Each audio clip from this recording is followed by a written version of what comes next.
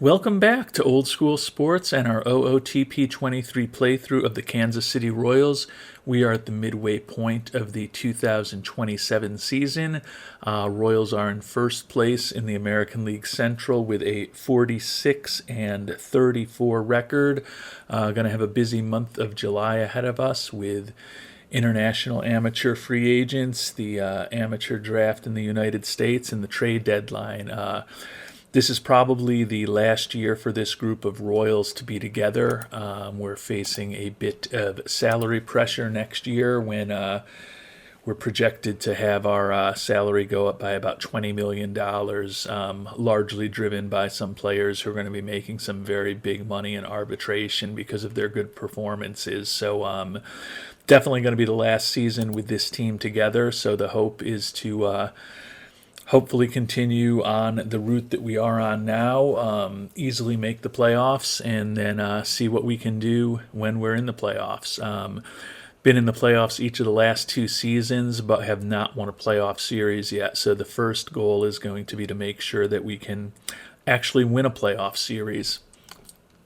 Thinking about team financials, we've basically been selling out almost every game this year, and our goal is really to maximize revenue per game and hopefully profitability more than attendance. So we are going to do our one-time annual let us bump up the price of our tickets a bit. And since we're doing pretty well with attendance and pretty well with the team, we're going to bump them up pretty significantly to $22 and see what that does. Obviously, it's a big 20.6% increase compared to the average ticket price from last season at this point. But we've obviously already sold out 16,420 tickets a game. So we'll see if we can hopefully get a little more revenue per game when all is said and done by upping the ticket price a little bit more. And looking at the trade block right now and what we might be able to add to help our team a little bit, nothing all that exciting among the starting pitchers, at least according to star ratings. Zach Eflin is the best out there, but honestly, over the course of his major league career, he has been a below average player in terms of his production with a 93 ERA plus and a 104 FIP minus. So he's certainly an arm. Some of the other bigger names out there, Trevor Bauer, Sonny Gray, Brad Keller, former Royal, also available on the trade block. And sure, there's, opportunity to pick up players who aren't necessarily on the trade block. Nothing too exciting as far as the bats that are out there right now, but it is only June 23rd, so there's certainly another month plus for teams to fall out of contention and perhaps place somebody on the trade block that we would find interesting. And then obviously there's potential for us to suffer some injuries over the next 4 or 5 weeks that would kind of identify a specific need for us to have. Right now we've got the best pitching team in the American League. We're kind of middle of the pack in terms of our offense. So, probably not going to be looking to add a lot of pitching unless there's just a, frontline starter who's out there who we can pick up for the rest of the season at a real reasonable price. But depending on what happens with injuries and what happens with the rest of our offense, certainly could be looking to add a bat over the next 4 or 5 weeks of game time.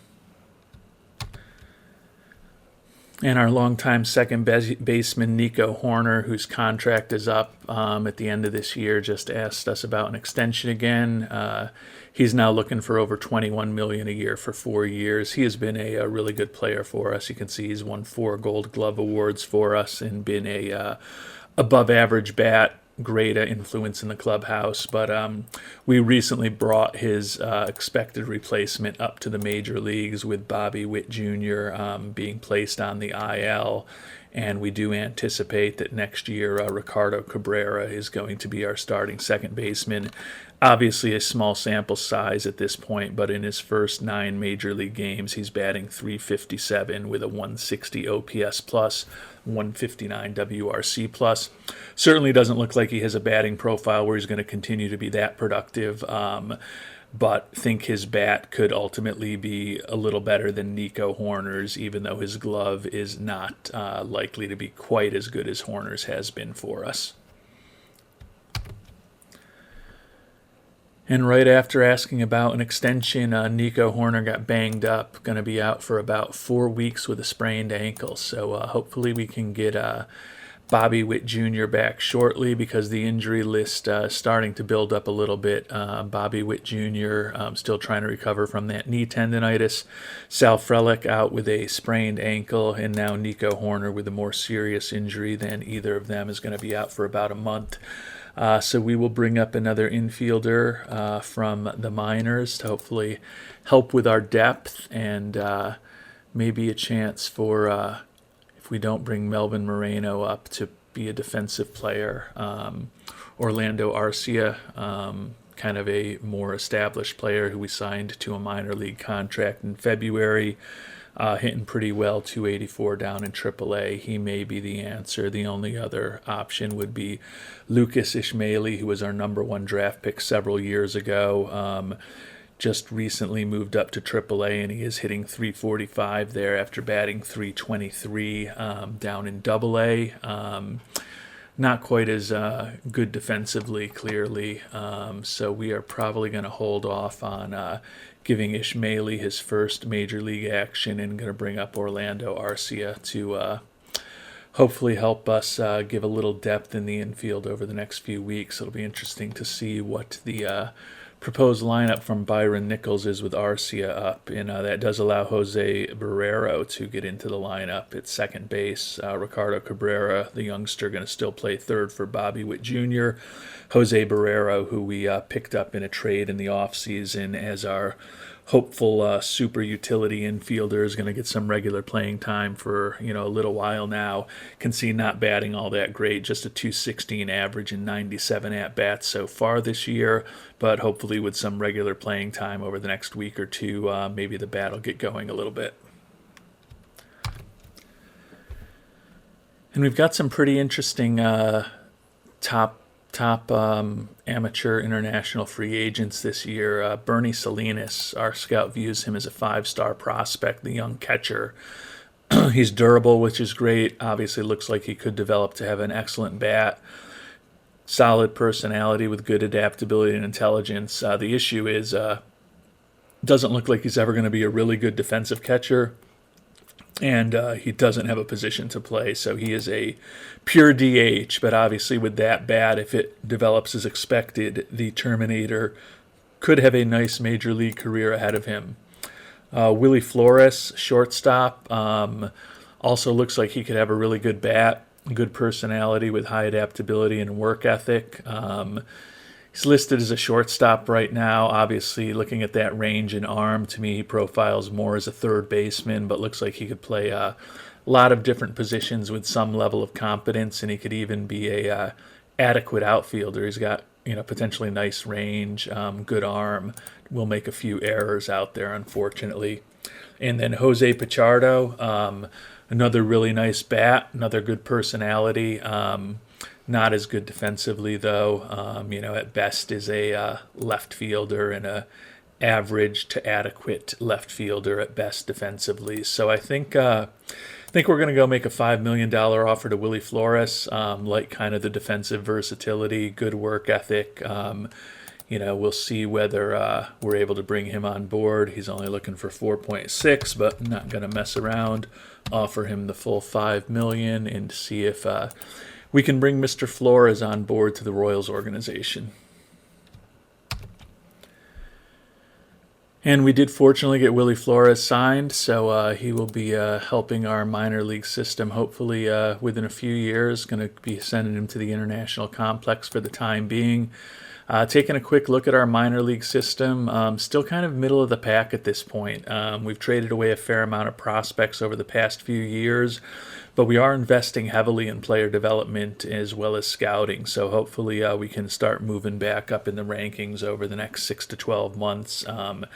Alex Vasquez, who is in single A now, 20-year-old, top prospect in our system, number 11 prospect in baseball.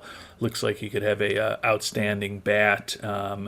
as I mentioned, recently moved him up to Class A ball, where he is hitting only 205. He's 20 years old, but looked like he was ready after hitting 338 to start the year out in rookie ball. So hopefully he will keep moving along. Second baseman Rich Alvarado, 18-year-old, making his debut in rookie ball this year from the International Complex, batting a respectable 270 there as an 18-year-old. And then the last top 100 prospect we have is Zach Jacobs, who is a starting pitcher for us at Omaha, although it looks like he has a injury pending, so that's not optimal. Did pitch one brilliant game for us, allowing 1 run over 7 hits at the major league level at the end of last season, and has been pretty solid in AAA this year with a 2.90 ERA, 7-5 record, 131 ERA plus, 74 FIP minus, and a 2.8 WAR here in early July. So hopefully it is not a significant injury to Mr. Jacobs, because he will likely be back in the majors with us at some point this year, and probably going to be a permanent member of the Royals, either in the rotation or doing long relief out of the bullpen next season, when we look to give some youngsters a chance to hopefully play in the lineup and get some playing time, because we'll be probably letting go of some people who are making a bit more money in the upcoming offseason. Royals have been struggling a little bit lately. Record has dropped to 51-41. We are still in first place in the AL Central, but you can see only a game and a half lead over the Guardians right now. 4-6 in our last 10, so hopefully things will get going a little better here over the next couple of weeks as we head towards the amateur draft. Peyton Williams with 29 home runs, still leading the league in home runs for us, and Bobby Witt Jr. and Sal Frelick, who are actually both on the injured list right now, are second and third in the league in stolen bases here in the middle of the season. And the all-star rosters have been announced. Looking at the Royals, Spencer Bauer, who's taken over at the top of our rotation with the season-long injury for Trevor Rogers. 7-4 record for the 26-year-old with a 2.83 ERA, 116 strikeouts in 95 1/3 innings pitched, making his all-star debut. Nick Anderson, the veteran reliever, who is in his final year with us, 2-4 record, but a 2.39 ERA. And then R.J. Dabovich, another longtime member of our bullpen, at 2.29 ERA. Aaron Ashby, another longtime reliever for us, fourth All-Star, 3-3 record, 1.88 ERA. Will Goebel, a fifth pitcher on the All-Star team for the Royals, with a 2.20 ERA over 69 2/3. And then our closer, Austin Roberts, having another brilliant season with 21 saves and a 0.92 ERA. So the Royals have the best pitching staff in baseball, have allowed the least runs in the American League, but 6 All-Stars for the pitching staff is still a pretty incredible number. Looking at the rest of the team, catcher MJ Melendez, making an all-star team for the second time, but the first time in 4 years for MJ. Having a nice year for us right now, batting .292 with 10 homers, 42 runs driven in, and he is a solid defensive catcher. And it looks like, one other. Yeah, Peyton Williams, first-time All-Star for the 26-year-old. Obviously, just mentioned, he leads the AL with 29 home runs. He's also driven in 66 runs. Has got that batting average up to 263 from the low 230s that he was in his first 2 years in the majors. And that's allowed him to put up a 149 OPS plus, 148 WRC plus, and as I mentioned, be named an All-Star for the first time in his career. So 8 All-Stars for the Kansas City Royals here as we head closer to the Midsummer Classic. And the amateur draft is about to get underway, and the Royals, who are coming off a great regular season and then a disappointing postseason in the worst position possible with the 32nd pick in the first round, will be our first selection, unfortunately, as we had a great regular season last year and then flamed out in the playoffs. So probably not going to get immediate impact player, picking 32nd. It's pretty hard to get an immediate impact player in the baseball draft, even if you're picking up at the top of the draft in 9 years out of 10. So we'll see how the first round evolves and make a decision shortly. And we've made it to our pick number 32, and our scout is recommending that we take Jose Lozano, a 18-year-old high school pitcher who he sees as having 4.5-star potential. Looking at Lozano, looks like he could have plus stuff, good movement, good control, and 3 pitches. Excellent stamina and a really good personality. Ground ball pitcher who's already throwing in the low 90s. Definitely looks like a interesting prospect. Would certainly love someone with more than 3 pitches, but that stamina is interesting. Great personality with high work ethic and high intelligence. Only 18 years old, and looks like he could have, as I mentioned, plus stuff. A little bit above average movement and control if everything materializes as hoped. So he certainly looks like a pretty solid prospect, but we'll take a look at a few other of the top players that are out there before we make a final decision. And this one definitely doesn't look like one to overthink. Took a look at some of the other top prospects, and nobody really intrigues us as much as Lozano. Especially for the 32nd pick in the draft, he certainly looks like if he develops to his maximum, he's definitely a frontline starter. A number 2 or 3 starter. With potential to maybe even be a number 1 if he fully develops. It's a crapshoot, especially with a high school pitcher, but definitely like the upside on Lozano. Love the personality. We are going to go ahead and meet his demand, and hopefully he will be a productive major leaguer in the next 5 or 6 years for these Kansas City Royals. And here at the end of the second round, another interesting decision to make. Our scout is selecting we take Ramon Lopez. Looks like a potentially solid hitter, not a ton of power. He's a second baseman, and defensively, second base, he's 6'1", maybe he could be a first baseman, although typically you'd expect your first baseman to have a little more power than it looks like he could offer, but decent prospect. Not in love with him. Who I think I may be in love with is Ricky Gonzalez, 17-year-old starting pitcher. You can see his profile as a starting pitcher indicates, maybe he could become a league average-ish major league pitcher if everything went well. Low leadership, but he is a really interesting potential two-way player. Look at this batting profile here, and his contact and gap power and avoid Ks could all be really good, and it looks like he could have slightly above average power and an average major league eye.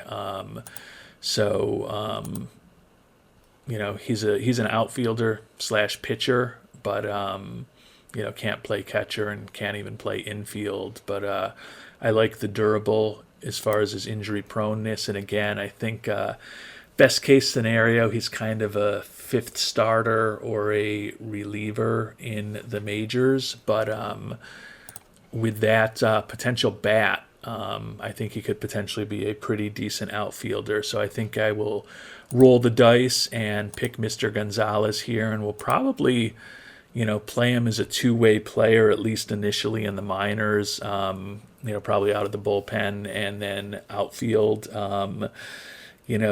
get some experience at both positions. As I mentioned, he's only 17 years old and 195 days, so he's certainly young enough that we could potentially bring him on and give him a few years to see how he looks as a pitcher, how he looks as a batter before deciding whether we're going to really have him a two-way player permanently, or do we think that he'd be a better batter or a better pitcher? I think if everything develops according to his maximum potential, he's probably a little bit better as a batter, so kind of leaning that way. But he's enough of a pitching prospect that I at least want to give him a chance to pitch in the minors too. So we are going to draft Ricky Gonzalez with our second-round pick here in 2027. And in the third round, Scout is recommending that we take another high school pitcher, Elias Padilla, the last three-star potential player left, according to our Scout. Looks like he could potentially make it as a starter. Again, probably more of a back-of-the-rotation guy. His stuff is average at best. Potentially his three pitches, although that changeup, only 20 out of 50 right now, really going to need to develop. So I think it's probably more likely that he becomes a reliever. But he's a lefty. Right now, unclear if he's going to be better against lefties than he is against righties. But at the very least, could become a pretty decent lefty arm out of the bullpen for us with a lot of stamina. If he does have a high work ethic, and we've got good coaching in the minors, so maybe there's a chance that we realize some talent in Mr. Padilla that our scout isn't even seeing, but we are going to go ahead and make him our third-round draft pick, as we are really kind of bolstering our pitching staff here in the early stages of this 2027 amateur draft. And we've completed the amateur draft. No other real exciting things that we did there. Nico Horner has experienced a setback, going to be out for another 3 weeks. Hopefully we'll have him back and healthy for the playoffs. 53-43 record at this point, still first place in the AL Central, but only up by 1 game on the Guardians. Now they are up 2 for the wild card on the Red Sox for the 3 wild card spots there, but definitely has not been as strong a regular season for the Royals as we've had over the past few years, and you can see there are a lot of teams in the American League with 50 to 54 wins. You can see that there are 8 of them right now. So 8 teams with 50-plus wins in the American League, and the most is the Orioles with 54. So going to be a real interesting battle for the 6 playoff spots among those 8 teams. Hopefully we can get a little run going here and put a little bit of a stranglehold on that AL Central division, so we don't have to worry about fighting through a wild card series. Would be great if we can finish the year with one of the top 2 records in the league, as well as an AL Central title, which would ensure that we get a bye for the first round of the playoffs, which would certainly be helpful. And some good news, Bobby Witt Jr. is back from the IL, so he is in the lineup now. We're going to move Ricardo Cabrera, who's been playing third base primarily, while Witt Jr. has been out, over to second base, given that lingering issue that Nico Horner is still dealing with. Cabrera is still hitting well here in his major league debut, a .309 batting average over 68 at-bats. Has not homered yet, but has still put up a 120 OPS plus and a 123 WRC plus. So I think when Horner's back, we probably will send Cabrera back down to AAA, just because I want him to continue to get regular playing time. But the way he has hit so far certainly makes me feel like it's the right decision to be moving on from Nico Horner after this season and turning that position over to Ricardo Cabrera. I guess the question now is, with Cabrera playing so well, whether we would, see if we could get something for Nico Horner before the trade deadline. We've still got about 2.5 weeks until we get to the trade deadline. Certainly don't think that's the base case scenario for us, but it is something to potentially think about if Horner comes back healthy from this high ankle sprain, and we still like the way that Cabrera is hitting at the major league level. And as we've moved towards the middle of July, a lot of teams falling out of it, and there's a lot more interesting players now on the trade block. Julio Rodriguez, Sixto Sanchez, Devin Williams, Sandy Alcantara, Rosny Contreras, Freddie Freeman, Jonathan India, Chris Sale, Trevor Story, Brian Abreu, Cody Bellinger. So there are definitely some big-time players potentially available. So we're going to spend a little time kind of perusing the contract situations of some of these big-time players who are now on the trade block, and then also exactly what their teams are looking for them. Julio Rodriguez obviously stands out, would be a great addition to the team. He is in his last year in Seattle. He's going to be a free agent, presumably the 4-time All-Star and 1-time Silver Slugger. They're going to be looking for a lot from him even as a rental for a couple of months. Probably not going to be something. Yeah, there's no one on our team that makes the deal work straight up, which is actually a little surprising. Yeah, I think that's driven because they have no budget space available, because I would have to think that they would take, if they could, a Caleb Lagerwell straight up, but we can't. Not that we're going to trade them Lagerwell, but let's just see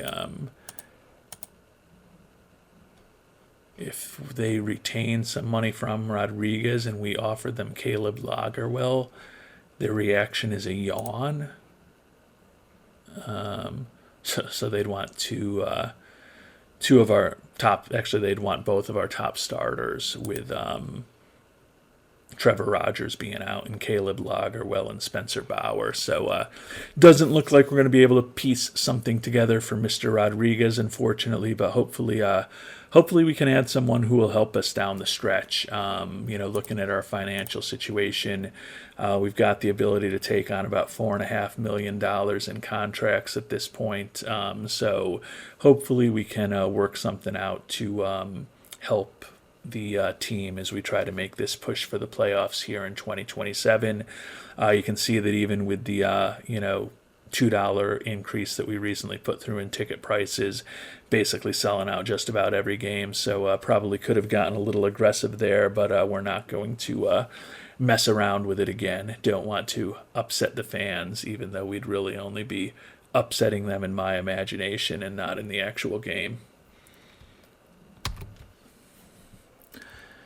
And as we approach the trade deadline, I think I actually am going to put Nico Horner on the trade block. As I have talked about many times, I think he is a better player than Cabrera right now, and we are a win-now team, so I think it's pretty unlikely that we would trade him. But in case there's someone willing to make a real crazy offer for him, especially while he's injured, we'll put him out there and see what happens. Also going to put Young Hoo Lee on the trade block. Having a solid season for us, batting .288, but that $17.5 million contract is definitely high. He hasn't become the player we hoped he maybe could. He's been solid, without a doubt. 300 hitter during his major league career, 106 OPS plus, 106 WRC plus. So an above average offensive player, an above average defensive player, particularly in right field. But with the salary situation we're going to be in next year, I could see this being a contract that we may need to move on from. I know that there are many of you listening right now who are saying, "We told you so when you made this deal. It was crazy." And I hear you. I still think he's a useful player, but that salary is going to, not be easy for a smaller market team like the Royals to digest over the next few years. And clearly, if we were able to move on from him, that would free up some money. Again, we are a win-now team this year, and he is still a player who is one of the best players on our team at getting on base and scoring runs and generating some offense. So unlikely that we're going to deal him before the deadline, and it's always a crapshoot even when you put players on the trade block in OOTP, whether you end up receiving any offers for them at all. But I figure I'll at least put those two out there, and maybe someone will come up with something interesting for one of them and give us something to think about. And in addition to Rodriguez, who we looked at, we did look at Freddie Freeman as a potential upgrade at first base over Zach DeCenzo. Unfortunately, he exercised his 10-5 rights and has no interest in coming to Kansas City at this point. So I don't think there's anyone obvious we need to chase after. Cody Bellinger in center field would be a little bit of an upgrade from Kyle Lewis. I guess we could see, he's also going to be a 10-5 player, so he may not want to come to Kansas City either. Yeah, he exercises his 10-5 rights also. So, happy birthday, Cody. It's also his 32nd birthday today here on July 13th, 2027. So we're going to, lay low for the next couple of weeks, see how injuries evolve. If we lose somebody critical, that may influence us to go in a direction of a batter rather than a pitcher. We can see we do have Nico Horner now out on the trade block with a number of other players, so we'll see whether we get any offers on Horner or Lee also. And at the very least, maybe we add a arm like a Sixto Sanchez or a great reliever like Devin Williams. Although with 6 all-stars on our pitching staff, pitching is definitely not a huge need right now. It's crazy to wonder how good our pitching staff would be if we had our ace, defending Cy Young Award winner Trevor Rogers with us for this season, and we're functioning pretty well without him. So next year will be a nice addition to get him back. That'll be like a huge free agent signing, even though it's not really an addition for us. And we are going to make a minor trade here when we brought Bobby Witt Jr. back into the Major League 26-man roster. We DFA'd Orlando Arcia, and he is now refusing to go to AAA Omaha. So rather than just release him outright, we shopped him around, and we can actually get our old friend Chris Bubich back. His career has not, really gone as well as would have hoped since he left us. You can see he put up a 82 ERA plus for Baltimore last season, and his split this season between San Diego and Arizona, not particularly effective for Arizona with a 73 ERA plus and a 114 FIP minus. But he does still have 2 option years left, so we can try to put him in AAA. He very well might refuse, similar to Arcia, in which case we'd have to make a decision, do we put him onto the Major League roster or just let him go? But we're going to go ahead and bring Bubich back on board and try to get something for Arcia, who was a minor league free agent we signed this year, but after a little time in the majors is refusing to go back to AAA.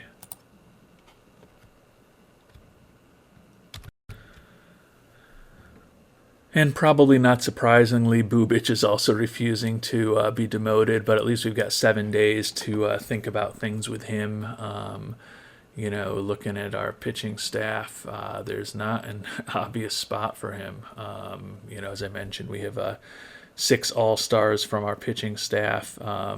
Even JT Ginn, who has been the only pitcher who has really been struggling, has got his ERA down to 4.89 since we moved him to the bullpen after he was struggling as a starter. Scott Kobos would be the obvious one to send down, another lefty arm, but he's pitched to a 0.93 ERA this year as a lefty specialist for us. So we'll wait and see what happens over the next week with Bubich before we decide whether we need to actually send somebody down or just see if we can get anything for him in a trade maybe, but focus on someone who's a pure minor leaguer to ensure that we'll be able to put him into the minors somewhere. And the Royals have really been struggling here over the last couple of weeks. 4-6 record over our last 10, and you can see we're now tied for second in the AL Central behind the Guardians, tied with Detroit and only 2 games ahead of Chicago. We do have a wild card spot right now, but as we've talked about many times, this team is absolutely in win now mode. So I think that increases the level of urgency for us to try to pull off some type of trade over this next 5 days until we get to the trade deadline. Taking a look at our team statistics, still have a dominant pitching staff. We are now second in hits allowed, third in BABIP, third in walks. So we are not, kind of leading in almost everything. Well, we're still leading in almost everything, but still a very dominant pitching staff. First in runs allowed. Runs scored, we're still 7th in the American League. So pretty consistent with what we're doing there, hitting a few more homers recently, but just not working out all that well. You can see we got off to a good start in March, a really good April, a really good May, a mediocre June, and it's been a pretty bad July with an 8-13 record for us. So the team has not been playing well, for a month and a half plus at this point. So it's time to do something to shake things up. So that's what I'm going to spend a little time thinking about now, looking at the trade block, see who's still out there. A lot of big time players that we've mentioned. It looks like Bobby Johnson has been added to the trade block. There's definitely options out there. I'll take a final look at Freeman and Bellinger, assume that they are both going to still exercise their 10-5 rights. In the case of Freeman, yes.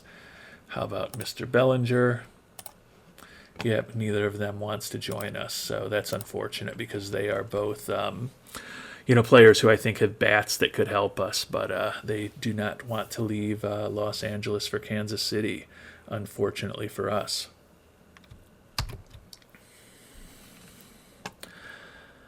All right, I've been playing around, and we can add Julio Rodriguez from the Mariners if we want to. He's in the final year of his contract, going to be a free agent, but obviously is a bat and a base runner that would, be a huge addition to our team. Over the course of his major league career, he's put up a 122 OPS plus, 122 WRC plus, 161 steals, just 22 caught stealings, 147 home runs. He's only 26 years old. 4-time All-Star, 1-time Silver Slugger winner. Would be a really huge addition to our lineup. The issue is that it would require us to move on from Nico Hoerner, which again isn't the end of the world because we're going to lose Nico Hoerner at the end of this season anyways, and we plan on replacing him with Ricardo Cabrera, who has slowed down a little bit at the major league level, but still hitting 279 in his first 104 major league at-bats and is likely to be our starting second baseman next year, so we could just accelerate that. But then we do have to give up Reed Goleman, who is a outstanding reliever for us, has been a great middle reliever since he came up. Parts of 4 seasons in the majors now with a 137 ERA plus and a 68 FIP minus. Interestingly, he wasn't, still has not made an all-star team, even though we had 6 pitchers on the all-star team this year, but is a really good player, and he's just heading into his arbitration years and not expected to make tons of money for these next few seasons being a middle reliever, but he is a very cost-effective player, so losing Hoerner and replacing him with Cabrera, that's okay.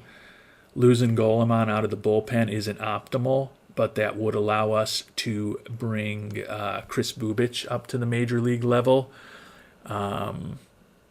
I don't think, I avoid making this trade simply because we have to give up a really good reliever. We can find another really good reliever, and we obviously have when you look at our pitching staff. The issue is whether, with Rodriguez coming over to play right field, can I make a trade for Mr. Lee and get him off of the roster? Because Rodriguez would clearly be taking his role as our starting right fielder. If I can find something decent for Young-Hoo Lee, I will seriously think about making this trade to bring Julio Rodriguez to really bolster our offense. And as I've talked about, we are in win now mode, and the move from Horner to Cabrera makes us a little worse this year. But bringing on a bat like Julio Rodriguez when we are in a battle for our playoff lives right now could be just the jolt that this team needs. So I'm going to spend a little time before potentially executing on this, seeing if I can find anyone who's willing to take on Young-Hoo Lee in his contract, because would certainly not need him around if we have Julio Rodriguez going into the lineup. I mean, I guess theoretically we could also trade away a Sal Frelick instead, or a Peyton Williams, Jason Dominguez, even a Steven Paulini. But I think that when you look about the salary situation that these Royals are in, if we can, end up swapping Young-Hoo Lee and get Julio Rodriguez into the lineup, that's a big plus for us for this season. And then we're getting Lee's contract off the books for the next couple of years, which will free up some of the money to help us hopefully have a few less difficult decisions to make this coming off season if we can get that salary off the books. So I'm going to spend a little time thinking about that. I don't know that I'm going to be able to find anything for Lee, in which case I don't know whether I do this trade or not, but it's good to know that we do have an option to kind of get the best player available on anyone's trade block if we really want to. And there are options out there for Young-Hoo Lee. Most of them are very highly paid players, but there are some, low-priced options. Andrew wants a mediocre right-handed arm for the bullpen out of option years, so he'd have to be on the major league roster, or we could just let him go. Fernando Romero, another relatively affordable player. Again, looks like a replacement level type bullpen arm, so we would be downgrading from Golemon certainly to bring on either of those players. Our old friend Kike Hernandez is also available. And then there's some players with, just crazy extensions making, $15, $20, $23 million a year for multiple seasons that we wouldn't want to bring on board, whose contracts are even worse than Young-Hoo Lee. But it's very tempting to move on from this contract and also bring on Rodriguez, who is by far the best player available on the trading block. I'm tempted. Rodriguez would be a step up from Young-Hoo Lee. And as I mentioned, we also get Young-Hoo Lee's contract off our books. Second base, we have a bit of a downgrade because we would be moving on from Nico Horner and kind of turning the job over to Ricardo Cabrera. And then we certainly have a bit of a downgrade in the bullpen, too, by moving on from Reed Golemon. But our bullpen is just so good that I think we can afford, to lose one right-handed middle reliever. I don't think that's a critical thing. So I don't know if it's making us tons better this year, because we are definitely getting a little weaker at second, even though we are getting better at right field. But the fact that we could get out of that Young-Hoo Lee contract is intriguing to me at this point, given the salary constraints I think this team is going to be facing next year. And I think we found a deal to trade away Young Hoo Lee, batting 285 for us this year, although his OPS plus and WRC plus are both now a little bit below major league average. Doesn't mean that that's going to end up that way, but we get that contract off the books for 2 more years after this year at $17.5 million, and then a team option at $17.5 million for a third season after that, which we would be pretty unlikely to exercise, which will free up a lot of money for us next year. And we can pick up the right-handed reliever Alex Reyes from the Angels, and they'll hold on to 40% of his salary. He's wrecked physically, but we only need him to get through another couple months and then hopefully the playoffs for us. But over the course of his career, he's put up a 135 ERA plus and 86 FIP minus. He's not as good as Reed Goleman, but not a bad replacement for him. And then moving on from Young Hoo Lee will allow us to make that other trade to bring on Julio Rodriguez. I don't love potentially giving up Goleman, and I honestly don't love even giving up Nico Horner. But I think that the opportunity to add that Julio Rodriguez bat into our lineup, add in his base stealing acumen, I think honestly right now, between Rodriguez, Bobby Witt Jr., and Sal Frelick, if we were to make this trade, I would give us 2 of the top 3. I thought Bobby Witt Jr. has been out long enough that he's no longer one of the top 3 in the league, but we'd be putting pressure on the base paths on people, and I'm just not happy with the way these Royals are playing right now. We've talked about it. We've had a losing record now for the better part of 2 months after a real good start to the season. Things just aren't clicking with this team. I think we're going to make these big moves.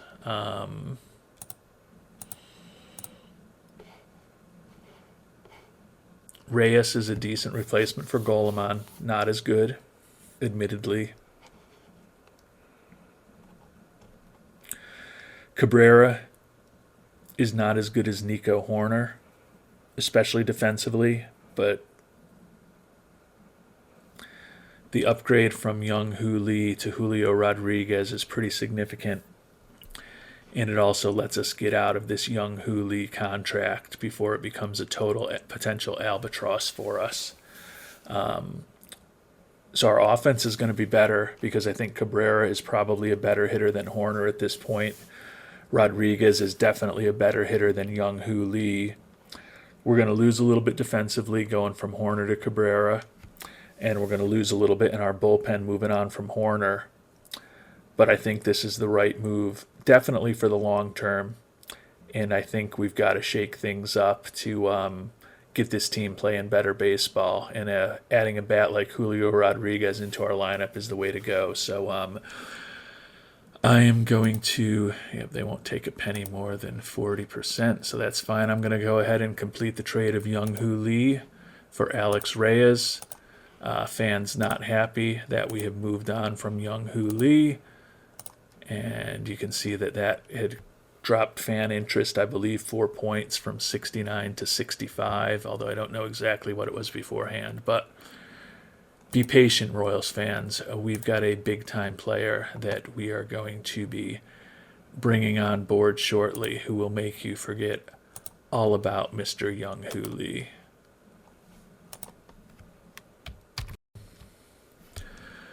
So we still have the trade that we've talked about lined up. Longtime second baseman Nico Horner, who's injured right now with that high ankle sprain, but will be back. He's won 4 Gold Gloves for us. Great in the clubhouse and definitely better defensively at this point in his career than Cabrera is. But Cabrera is our long-term answer at second base, and or maybe not our long-term answer, but certainly our answer for next season. I think he's a better hitter now, although he's not quite as good of a fielder. And Golemon's going to be a loss. That is a incredible pitching profile, and he's someone who is very cost effective for the next couple seasons still, as he heads into his arbitration years even. But we've got the opportunity to add Julio Rodriguez. We've got to do it. 4-time All-Star, 1-time Silver Slugger, great on the base paths, very good defensively in right field, a little bit better than Lee, I think, in right field. We are going to make these trades. So kind of unexpected development here over these last days before the trade deadline. Certainly didn't expect that we would be trading. Ultimately, I didn't think we'd be trading either Horner or Lee, and as it turns out, we're trading away both of them as well as a great relief pitcher. But I think it's going to be the jump start that our offense needs, and I expect our pitching to remain very strong. So we are going to go ahead and make that trade. Fans shocked that we didn't keep Nico Horner around. Players disappointed to see him leave. Fans upset that Golemon went, but they're ecstatically excited that we've added Rodriguez. So the end result of all of that is that fan interest is still a little bit of lower with getting rid of Golemon and Horner, even though we did bring on Julio Rodriguez. So we ultimately got rid of 3 pretty popular players. But you can see what it's done to us financially. We actually have money available in the budget next year, potentially now. I didn't realize Rodriguez was still arbitration eligible. Oh, I didn't even realize that. That makes it more interesting. I thought he was a free agent. I guess he could possibly be a free agent based on service time, but that makes the trade even more interesting if we've got the potential to have Rodriguez on board next year. I don't know that we could afford it, but that is a trade chip that could be pretty interesting that I hadn't, kind of throwing this together at the last second, hadn't looked into it that closely. So we are going to put Rodriguez up onto the major league team. And we are going to put Reyes onto the major league team. Let Mr. Nichols revamp his rotation. Reyes going to go right into middle relief for us. And then most importantly, let's look at what this lineup looks like now that people are healthy. And Julio Rodriguez in batting third against right-handers playing right field, and batting fifth against left-handers playing right field. The middle of the lineup now with Peyton Williams, Julio Rodriguez, Bobby Witt Jr., I really like a lot. Let's make sure that Mr. Rodriguez, his game strategy, we're going to be a little more aggressive with him with stealing and base running, given his fantastic speed and his great stealing. So I want to make sure that we continue to take advantage of his skills on the base paths. So would love to hear what people think about these big trades. Definitely maybe too aggressive, but as I mentioned, we are in a win now mode with this team right now, and we've just been playing mediocre to bad baseball for close to 2 months at this point. Had to shake things up, and I hope that the addition of Julio Rodriguez, and then kind of permanently moving on from Nico Horner to Ricardo Cabrera as our second baseman, is what we needed to do to jumpstart this offense. In the end results of those trades, and most importantly getting the Lee contract off of our books, is that we still have a lot of money. We could certainly even make another trade as we get closer to the trade deadline. We're still only 5 days away, but among the batters, Bellinger and Freeman are the most interesting. Jonathan India would be a little bit of an upgrade from Cabrera right now.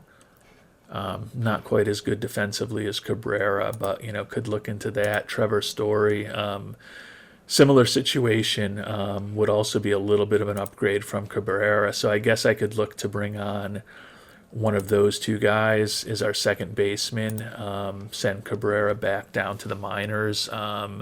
If we could pick either of those guys up for just about nothing, that might be something to consider. Pitching, I don't think there's anything for us to do. Still pretty happy with the pitching staff that we've got. Devin Williams would be a real nice reliever, but I have a feeling the price on him is going to be fairly high. But we'll take a look. We do have the opportunity to make another move or so, bringing on another contract, so I'll spend a little time thinking about that before we close the books on July. And I'm thinking about potentially adding Trevor Story, who would take over at second base for Cabrera, who thought he had the second base job, and then we might be sending back down to AAA. But the issue is right now Mackenzie Gore is banged up, waiting to hear his injury diagnosis. So want to see what happens with Mr. Gore over the next couple of days and what his injury situation is, because if he goes down, that may encourage us to bring on a starting pitcher rather than potentially going after Trevor Story.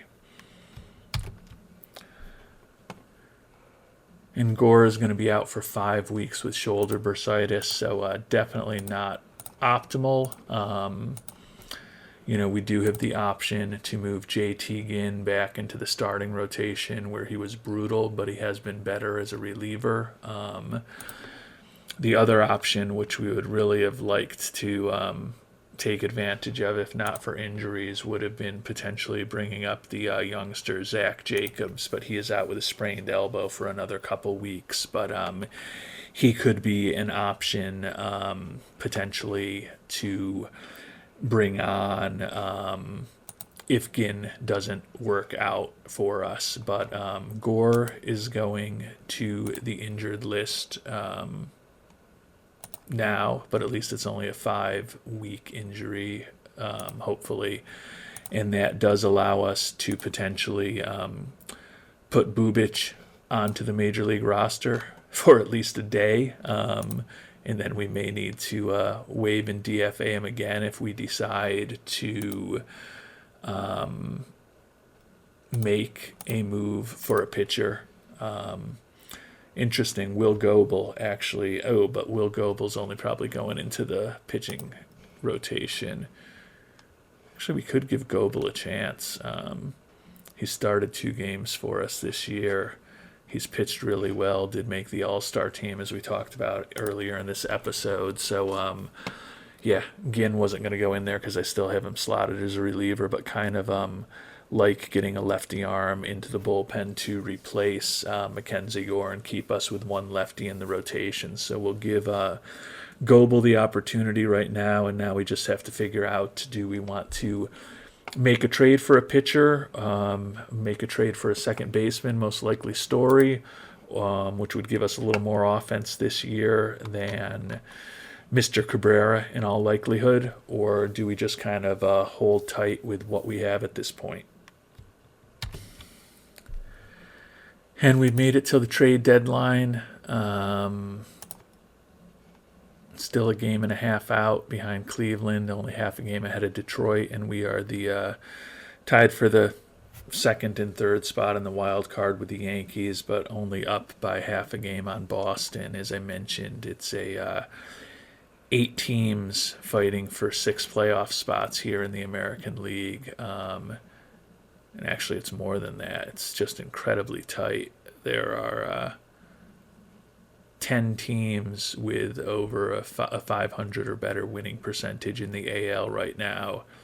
And other than Baltimore with 65 wins, 9 of those 10 teams have between 57 and 62 wins. So it's going to be an incredible battle for the playoffs. You can see we do now, with the addition of Rodriguez and Witt Jr. running a little bit, have the top 3 people in the American League in steals. Sal Frelick, second in batting average. Peyton Williams now second in homers behind Vlad Guerrero Jr. Spencer Bauer, second in the league in ERA after being named an All-Star. Caleb Lagerwell tied for second in wins. Spencer Bauer overall is third in pitcher WAR. So I think we've got a team that's going to get to the playoffs, but the way we've been playing lately, there's certainly no guarantees.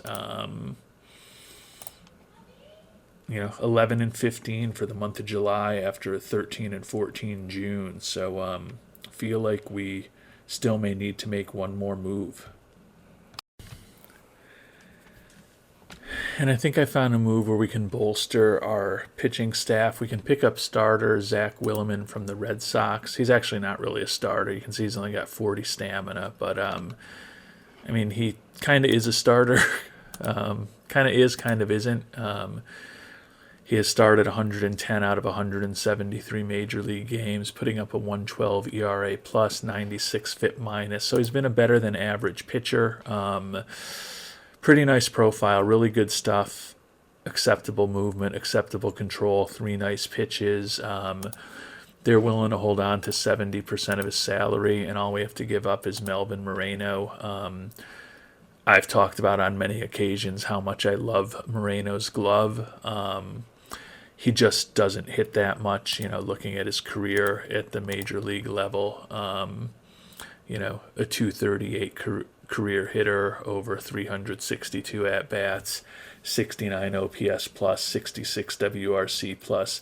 Now he does have a 2.4 WAR because of the really good glove. All of that was put up back in 2024, the season that he spent the most time with us. But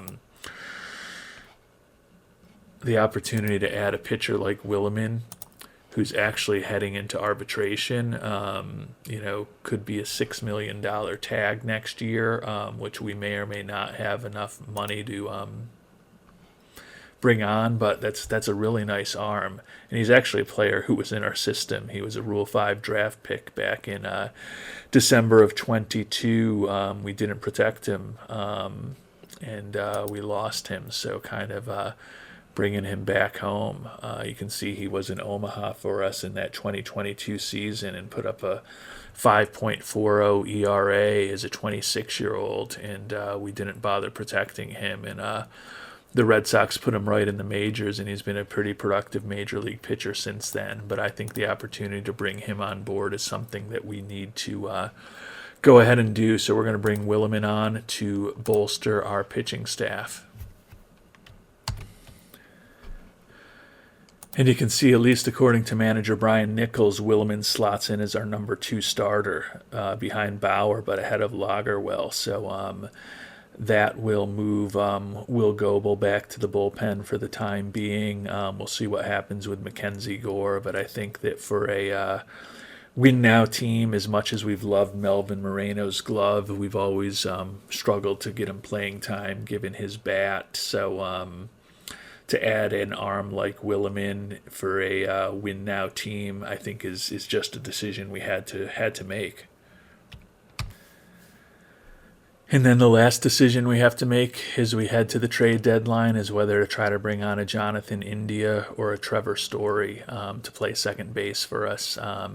Maybe send Cabrera back down. India would definitely be a better bat, not as good a glove as Cabrera in the last year of his contract, but would presumably help our offense a little bit compared to Cabrera.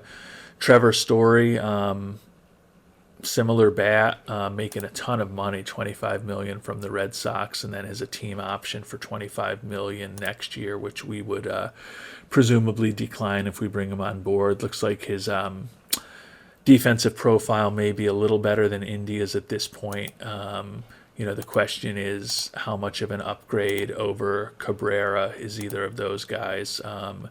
They definitely both have more home run power, which we could certainly use. They're definitely more established major leaguers. I think that Cabrera probably has the best glove of the three, but I think that either Story or India would be a little bit better bat, given that we are in win-now mode. I think I'm going to at least explore what it would take to bring on either India or Trevor Story. And we've got an offer together that would bring on Trevor Story also. As I mentioned, I think his bat is a bit better than Cabrera right now. Obviously would not exercise the option to keep him next year, but I think he is potentially a little better than Cabrera at this point. Not a costless trade for us. Would have to give up right fielder Victor Borda, who's a 19-year-old, was our 6th-round pick a year ago. Not much power, but could develop into a pretty decent contact hitter. Not that great defensively, though. And then we'd also have to give up the starting pitcher, Luis Dominguez, who almost 22 years old, still playing in rookie ball. Nice personality with a spark plug, has a lot of pitches, but just doesn't have great stuff overall. So Borda, is a little bit painful. Dominguez is kind of just a guy. But this could be the last window to really make a playoff run with these Royals for a while. So I feel like I've got to go all in. So we are going to complete the trade and bring on Trevor Story to the team. Fans are happy about that, which is good, I guess. Not that that was the big reason to do the trade, but two consecutive trades with the Red Sox gets fan interest back up. You can see we've started to have a few problems with attendance more recently with the team struggling. So hopefully these moves make sense. Unfortunately, that means Cabrera is going down to AAA, which I'm sure he's not going to be happy about. Trevor Story goes to the Major League roster, and he will slot in as our number 2 batter against righties and bat 6th against lefties. So I think with the additions of Julio Rodriguez and Trevor Story into the lineup, we should be hitting better than we were before. And now we do have the insurance policy if we get banged up in the infield. We know at this point that Cabrera can definitely hit major league pitching. 279 batting average, 110 OPS plus, over 122 at-bats. Still expect that he's going to be our starting second baseman next year, and definitely think that he will be back up in a month in September. When we get to September call-ups, he'll obviously be the first person we bring back up to the team, and certainly if we do experience some injuries in the infield, he would be right back up also. But it ended up being a much more eventful trade deadline and a much more eventful July than I expected when I started this episode. But as I've talked about, we're in win now mode with these Royals, and I think that hopefully the 4 trades that we've just made to bring on some help for the offense, and hopefully also a little bit of help on the margins for the pitching staff, even though the subtraction of Golemon certainly isn't optimal, will help guarantee that these Royals get back to the playoffs for a 3rd straight season. So would love to hear your thoughts on all of the trades down below. Until the next episode, we are going to call this one a wrap. Thank you so much for watching. Hope you have a great day, and we will be back with the end of the 2027 season next time around.